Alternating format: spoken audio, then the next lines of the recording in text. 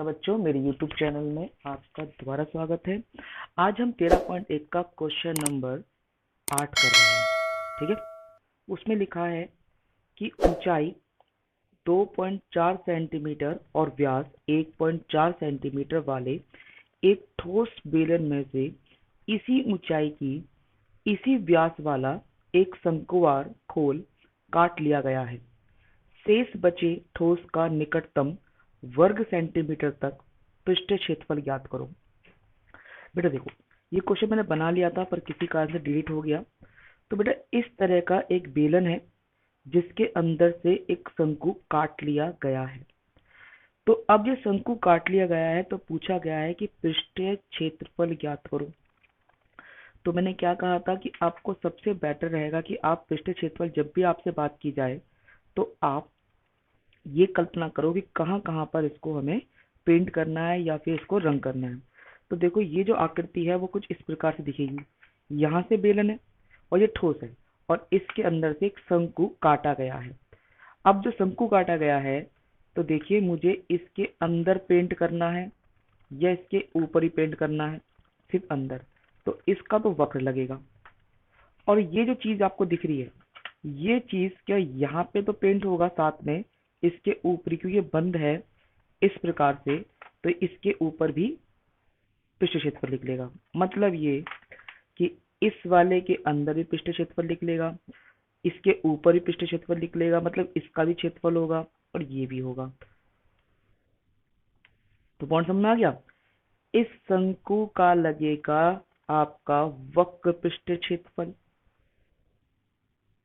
और इसका वक्र पृष्ठ क्षेत्रफल में हम प्लस कर देंगे इसके ऊपर जो भी बना हुआ आकृति है उसका क्षेत्रफल। क्या बना हुआ बेटा? वृत्त का क्षेत्रफल। ठीक है, तो एक तो आपको इसका वक्र पृष्ठ क्षेत्रफल निकालना है, एक इस बेलन का वक्र पृष्ठ क्षेत्रफल निकालना है और एक वृत्त का सिर्फ क्षेत्रफल निकालना है। ठीक है, अब शुरुआत करते हैं।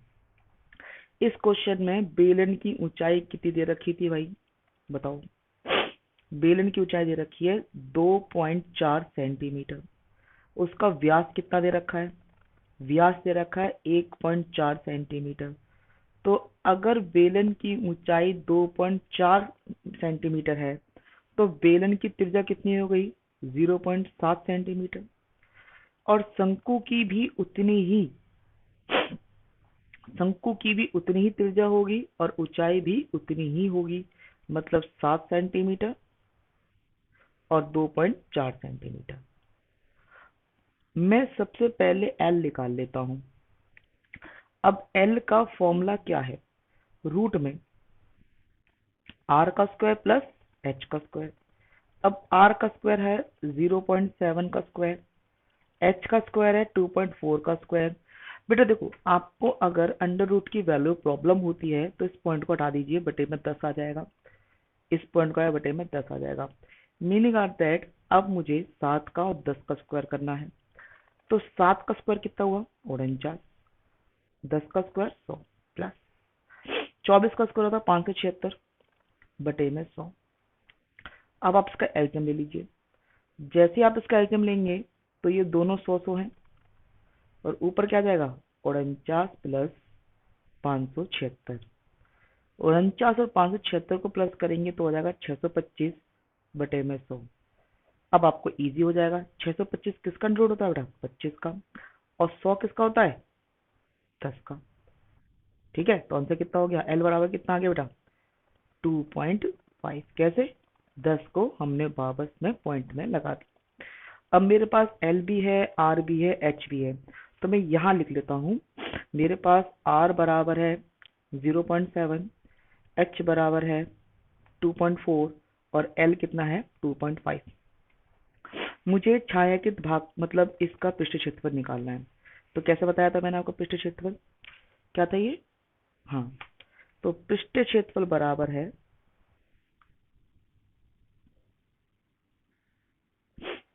शंकु का वक्र पृष्ठीय क्षेत्रफल, ठीक है बेटा, प्लस बेलन का वक्र पृष्ठीय क्षेत्रफल और प्लस विड्थ का ओनली फॉर क्षेत्रफल। ठीक है बेटा, क्षेत्रफल क्या होता है पाई आर एल प्लस बेलन का क्या होता है 2 पाई आर एच प्लस विड्थ का क्या होता है बेटा पाई आर स्क्वायर। आप इन तीनों में से कॉमन निकाल सकते हो पाई आर, क्योंकि पाई भी तीनों में है और आर तीनों का बराबर है, इसलिए हम यहाँ से पाई आर जो है कॉमन निकाल देंगे। तो क्या बचेगा, यहाँ तो बचेगा एल, यहाँ बचेगा 2h और यहाँ बचेगा एक आर, क्योंकि एक आर मैंने बाहर निकाल दिया। अब रखते हैं वैल्यू पुट ऑफ पाई का मान कितना है 22/7, आर का मान कितना है 0.7, एल कितना है 2.5, एच कितना है क्योंकि 2 गुणा में एच है ना तो ये हो गया 2.4 और पाई यहाँ पे आर कितना है 0.7। इसको पॉइंट हटा के 10 कर दिया, 7 से 7 कट गया। 10 तो हम काटते नहीं, आपको मैंने पहले बता रखा है, इसलिए इसको ऐसे ही छोड़ देते हैं। तो यहाँ आ गया 22/10, इसको जोड़ा ये 2.5 है प्लस इसकी गुणा करी तो ये हो गया तुम्हारा 4.8 और ये है 0.7। अब ये तो 22/10 चल रहा है बेटा, इनको सबको जोड़ देते हैं, 2.5 इसको जोड़ा तो ये 5.5 और 8 आ गया ये।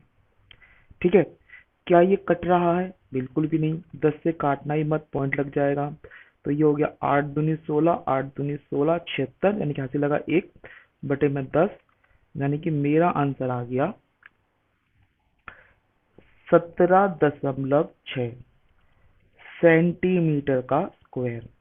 यानी कि ऐसी आकृति बनाने के लिए इस आकृति का जो वक्र पृष्ठ क्षेत्रफल है वो 17.6 सेंटीमीटर है।